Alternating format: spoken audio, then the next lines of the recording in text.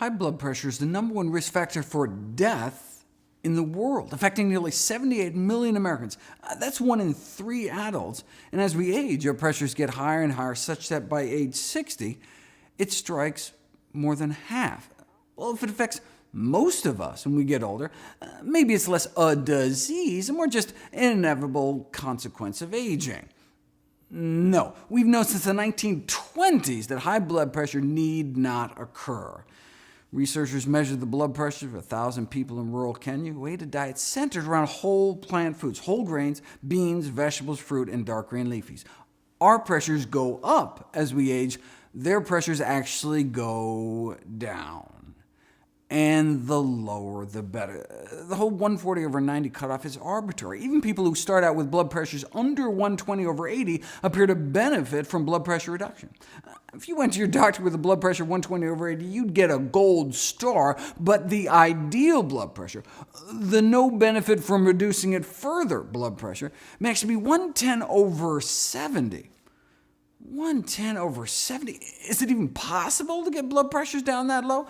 It's not just possible, it's normal for those eating healthy enough diets. For 2 years at a rural Kenyan hospital, 1,800 patients were admitted. How many cases of high blood pressure did they find? 0. Wow, they must have had low rates of heart disease. No, they had no rates of heart disease. Not a single case of arteriosclerosis, our #1 killer, was found. Rural China, too, about 110/70 their entire lives, 70-year-olds with the same average blood pressure as 16-year-olds. Now, Africa, China, vastly different diets, but what they shared in common is that they were plant-based day-to-day, with meat only eaten on special occasions. Now, why do we think it's the plant-based nature of their diets that was so protective? Because in the Western world, as the American Heart Association has pointed out, the only folks really getting it down that low were those eating strictly plant-based diets, coming in at about 110/65. This is the largest study of those eating plant-based diets to date, 89,000 Californians, comparing non-vegetarians to so-called semi-vegetarians or flexitarians, eating meat more on a weekly basis than a daily basis, compared to those who eat no meat except fish, compared to those who eat no meat at all, compared to those who eat no meat, eggs, or dairy.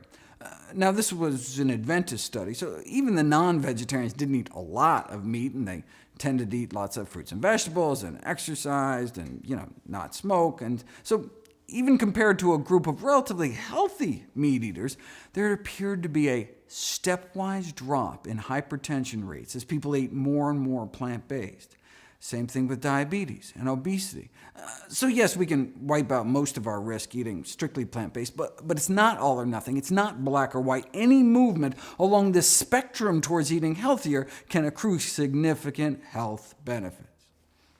You can show this experimentally. You take vegetarians, you give them meat and pay them enough to eat it, and their blood pressures go up. Or you remove meat from people's diets, and blood pressures go down in just 7 days. And this is after the vast majority reduced or stopped their blood pressure medications completely. They had to stop their medications. Once you treat the cause, once you eliminate the disease, you can't be on blood pressure pills with normal blood pressure. You can drop your pressures too low, get dizzy, fall over, hurt yourself. So your doctor has to pull you off the pills. Lower pressures on fewer drugs. That's the power of plants. So, does the American Heart Association recommend a no-meat diet? No, they recommend a low-meat diet, the so-called DASH diet. Why not completely plant-based? When the DASH diet was being created, were they just not aware of this landmark research done by Harvard's Frank Sachs? No, they were aware. The chair of the design committee that came up with the DASH diet was Frank Sachs. See, the DASH diet was explicitly designed with the #1 goal of capturing the blood pressure-lowering benefits of a vegetarian diet, yet contain enough animal products to make it palatable to the general population. They didn't think the public could handle the truth.